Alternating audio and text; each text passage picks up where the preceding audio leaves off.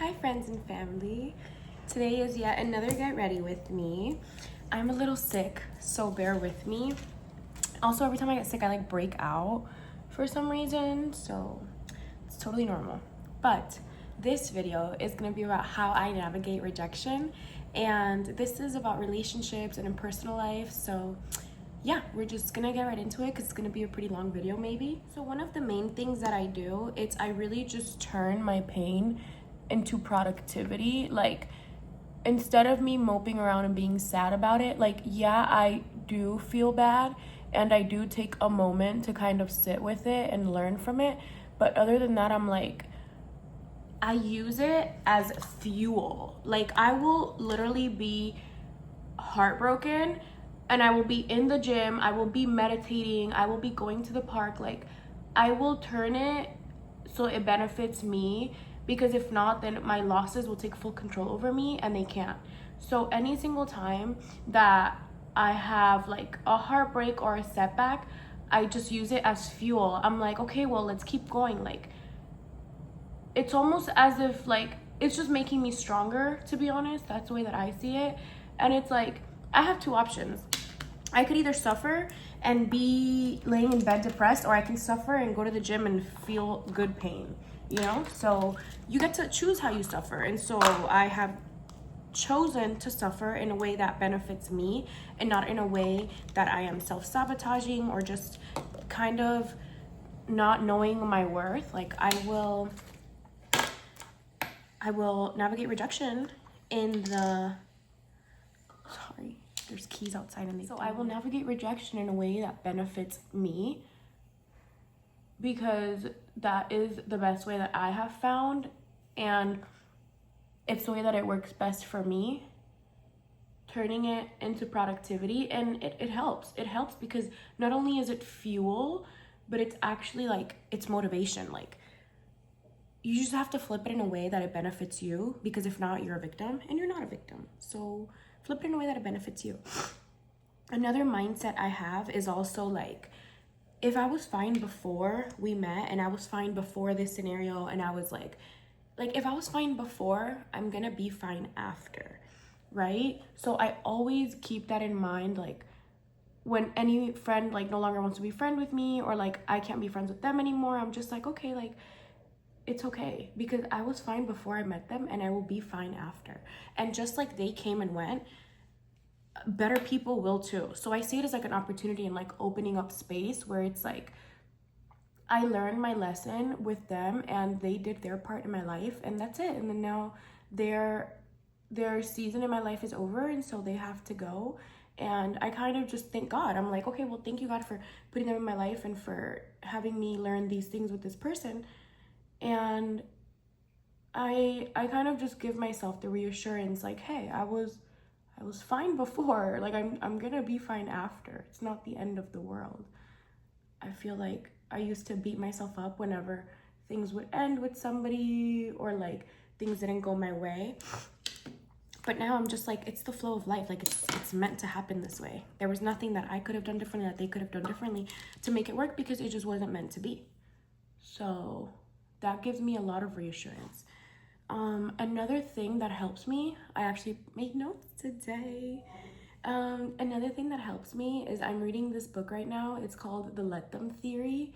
So it pretty much, I'll summarize it for you guys. The way that I apply this into rejection, it's like, it's okay, like, let them not be for me, and let me take accountability into what I can do differently and how I can become a better version of myself, so that I actually attract what's meant for me and not something that isn't. So it's like, let them be who they are and do what they're gonna do, and let me be in control of what I can and I am in control of. And so that kind of puts you back in the power perspective, where it's like, you're in control and you get to choose how you view it. So let them do whatever they want to do, and let me react gracefully and use it as a lesson, and to use it as growth, and just to know how I can do better next time. Another thing, I gaslight myself into thinking, because at the end of the day, these are all the realities that we feed ourselves, and that's what makes our reality. Whether I feed myself some negative shit, whether I feed myself some positive shit, that's exactly what my reality will be. Same with everybody else. So Another thing that I like to feed myself is just like, what was it? Oh, okay. So of course, everybody knows that rejection is God's protection. Like, if it's not meant for you, oh my God, there was this beautiful thing that I saw the other day, and it said, if it's not meant for you, it won't reach you, even if it's in between your lips. But if it is meant for you, it will reach you, even if it's above mountains. And I was like, whew.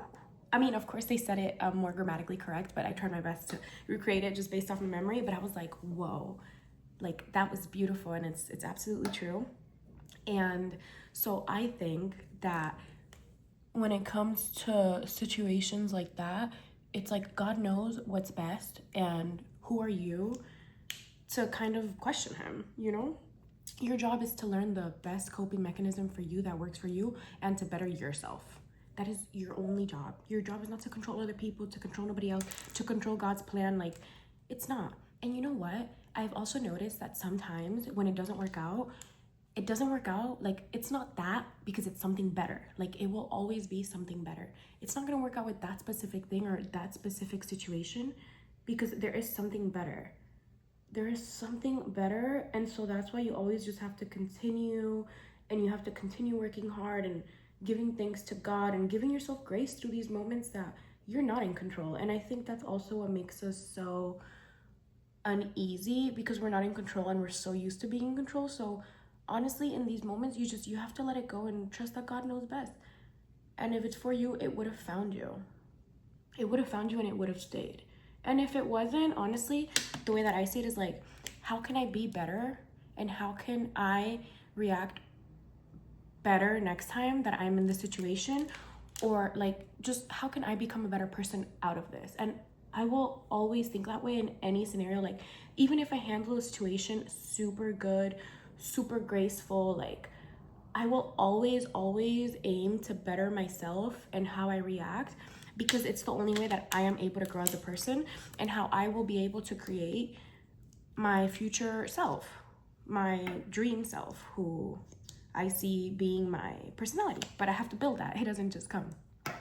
So yes, it's not that because it's something better. Another thing I am totally aware of when it comes to these situations is that I am one less either like heartbreak or failure away from what's meant for me. Like, I always see it as like, oh, well, perfect. Like, it's kind of like it had to happen. It's just like the process that I have to go through, and now I'm just a little closer than I was before. Because of course I'm learning these lessons and I'm becoming a better person. And so I always see it as that I'm like, oh, like I am kind of self-aware enough to be like, well, I had to go through this, and I'm one heartbreak or failure closer to what it is I want or my dream life. And that is exactly the truth. It's either that or you could mope around about how sad you are. So you always have to just have trust and faith in God and treat yourself and treat the situation as such. Just have trust. Everything will work out. The thing that I understand is that bonds are really just built on proximity, timing, and energy. I'm gonna get a new one because I'm getting ready for my family Christmas dinner, and I don't want to use makeup that's about to finish. So, bonds and friendships are built on proximity, timing, and energy. Honestly, mostly all of those are out of my control. I am not in control of how close we are. Like, I am not gonna move towns for somebody. Nobody's gonna move towns for me, and I wouldn't expect them to. So proximity is really out of both of our controls. Energy is not personal. Sometimes we have energy, sometimes we don't. Like, it is not dependent on the person, or it's not dependent on your love for the other person. Like, energy is literally just something that only that person knows, and only that person can choose how they give out the energy that they have. And you have to also keep in mind the fact that we all live our own life, and we all have a job, and we all have a family, and we all have people that we do check in with like daily. So if people do make time for you, it is a blessing, and it's not something to expect, but it is something to value. So it's not personal. It's slowly based on the fact if they have energy, if they're close to you. And I mean, just, it's not personal. It's really not personal at all. And so I feel like with that, it kind of gives me a sense of like, maybe there is nothing wrong with me, you know, although at the end of the day, I still will self-evaluate and be like, oh, well, how can I have handled the situation better? So even though there is nothing wrong with you per se, it just wasn't meant to be, there is still some self-reflection that you could do just to kind of better yourself and handle situations better and just grow as a person. And the thing is, I understand this is life. I have no control over the way other people choose to spend their time or how close, you know, a friend lives to me. Or, I mean, energy itself, it shifts over time. Like, for example, even just my energy and their energy may clash because we're no longer the same person. We have changed perspectives on something that we used to have the same view on, and that's neither their fault nor is it mine. So it isn't personal, and there could still be love there without it being like we have to be talking or we have to be like having this bond. No, there could always be love there. Love is unconditional. So, oh, there's a little hair. I was like, I feel something mysterious over there. So yes, I mean, half of these things are not in our control. So why are we beating ourselves up over rejection when it really is just God's protection, and half of the things are not even in our control? So you're beating yourself up for no reason. Girl, beat yourself up over your health or beat yourself up over something that like you actually have control over. Don't beat yourself up over this. Like, this is one of the things you have no control over. I'm having to take little breaks to blow my nose. Oh my God. And to check my mirror to make sure, because I mean, it's just my phone here. It's just my phone and me. So, but yes. Okay, what else is next on my list? Okay, so another thing that has helped me, this always looks a mess, and then I end up blending it and it's fine, but it always shocks me at first. I'm like, when I put the bronzer and I'm like, it kind of just looks scary. Anyways, so I'm also really good at reality checking myself and just looking at things from like a third perspective, and a very logical one too. Like, something that I find myself saying in situations like this, I'm just like, do I really want someone who doesn't want me? Or like, do I really want a situation that doesn't want me there? Like, girl, let's let that sink in, right? Or boy, sorry. Do you really want someone who doesn't want you? Do you hate yourself that much that you don't feel like you deserve somebody who wants you? Or somebody who's sure of you? No, I'm sorry. Like, we are way too precious, and we should know our worth enough so that somebody comes around, and if they don't, you're able to walk away from it, because what are they adding to your life if they can't even see your worth? Like, and they don't even want you. Girl, they don't even want you. Like, or boy, sorry. Girl, boy, they don't even want you. Like, do you really want someone who doesn't want you? Shit. Honestly, I've had to ask myself so many times that question in the mirror. I'm just like, literally, like, I have one right here. Literally like this. I swear to you guys, like, except I have a big mirror, but it's the same thing. I'm like, I look at myself like this and I'm like, do you really want I think I have to sneeze. One second. The sneeze didn't come out, but at least we tried it.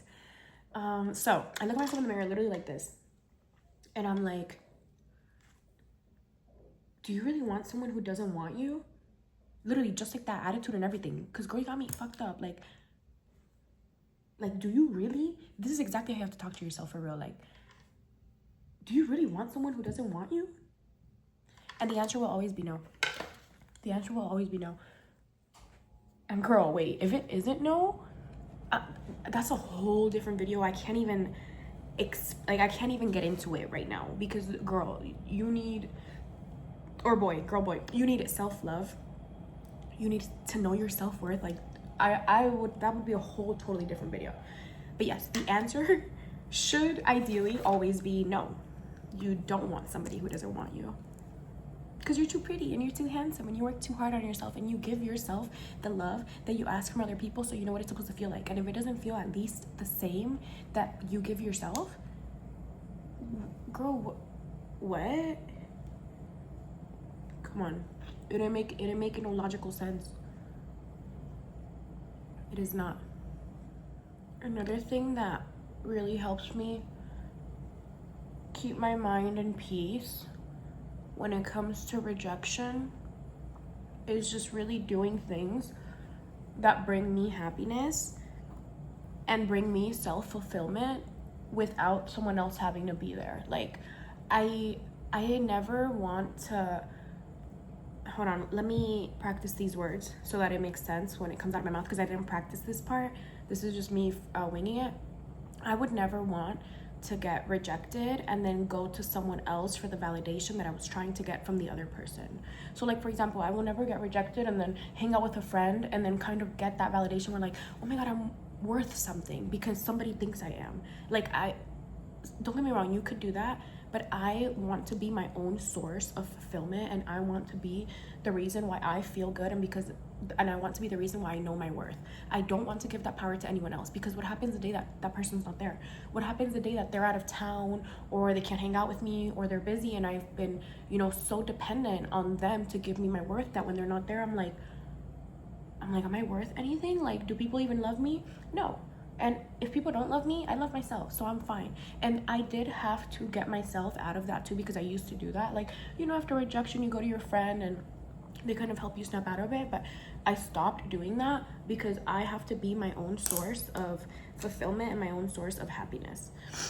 And so do things that bring you happiness by yourself. Like, I'll give you guys an example. The other day, I planned an ATV riding by myself, and it's gonna be the most fun that I'm probably gonna have. And then if my cousin and my uncle want to come with me, great. If not, then I'm fine going alone, because I know I'm gonna have a blast either way. And I literally have a list. I actually made it today in my other notebook, and it's just about things that I want to do just by myself to have a great experience, because I don't need anybody there. And I mean, there's a few things on the list. There's like parasailing, there's like the indoor skydiving, there's the zoo. But you see, these are all things that I can do alone, or even like the movie theater. But I didn't put that on there because that's like very basic. You can do that any day. So these are things, excuse me, so disgusting. Like, I'm barely sick, but when I'm sick, like, but it's an energy cleanse. It's good for me. It's really good for me, and it forces me to like take care of myself more than usual. Have the temperature set, not too cold, go out and get sun. So I'm looking at it as a positive. But where was I?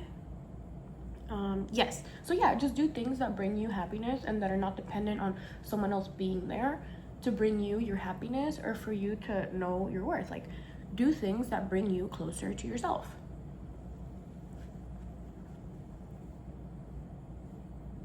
I always like to end these with a smile, because like the transition, I'm just like, sorry to cut you guys off.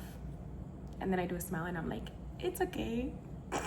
I'm just having a little intermission because I want to do, I did my lips and then I want to do my lashes before I finish my last point. So when I get back on the camera, lashes will be on. Wow. I mean, the lashes and the lips just like make,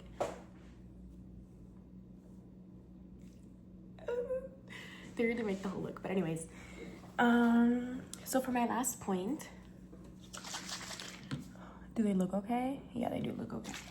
So for my last point, I will say that another thing, hold on, let me do this and then I can focus.